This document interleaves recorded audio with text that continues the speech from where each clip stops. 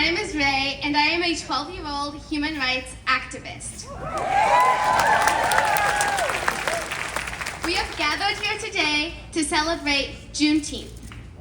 Juneteenth is often described as the day freedom finally reached enslaved African Americans in Galveston, Texas. But if we are honest, Juneteenth is also a painful truth.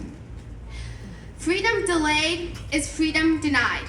The people who were still enslaved in 1865 had already legally been freed for more than 2 years.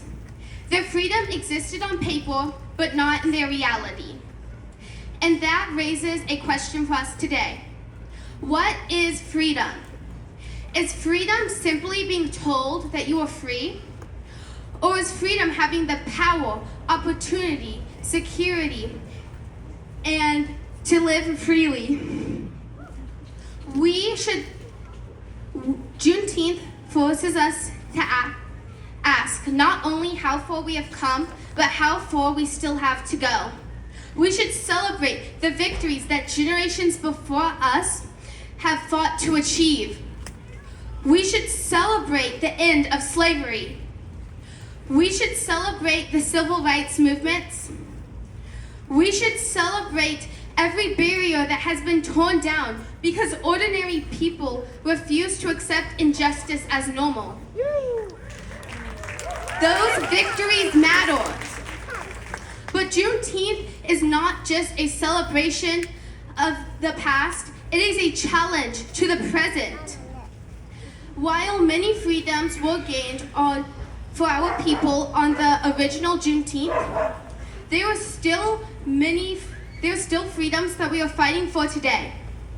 Across our country, we see efforts to roll back progress that previous generations fought to achieve.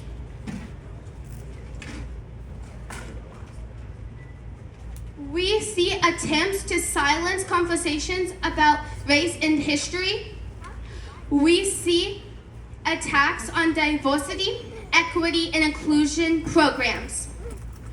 We see voting rights challenged.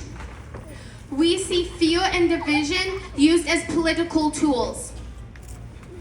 We see people encouraged to believe that equity has already been achieved and that the work is finished. The work is not finished. Not when racial disparities still exist. Not when the opportunity is still unequal. Not when hundreds of thousands of our people are still locked up and enslaved in prison. Not when police are killing our people in the streets. Juneteenth reminds us that progress is never guaranteed. History doesn't automatically bend towards justice. People like you and I force it to bend towards justice.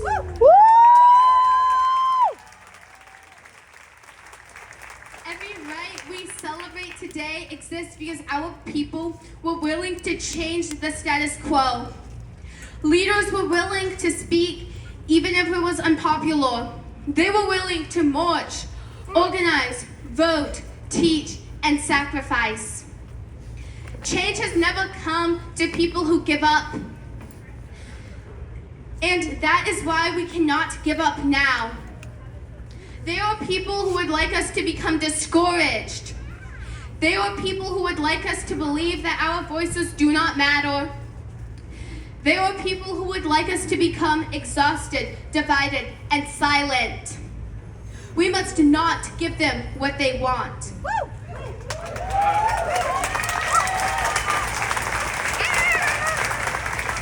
The answer to setback is not surrender.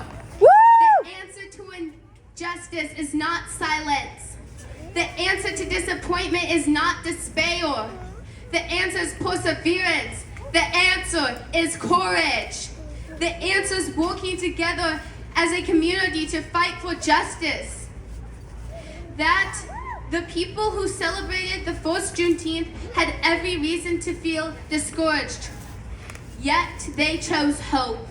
They chose community. They chose to believe that a better future was possible, even if they couldn't see it yet. That is the spirit we honor today. So let us celebrate Juneteenth, not as the end of the struggle for freedom, but as proof that progress is possible.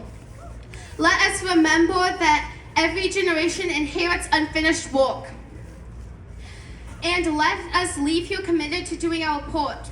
Because freedom is not something we simply receive. Freedom is something we build.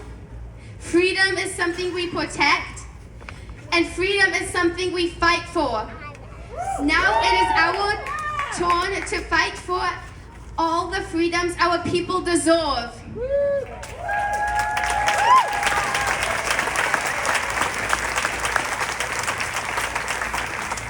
I hope you have a wonderful Juneteenth.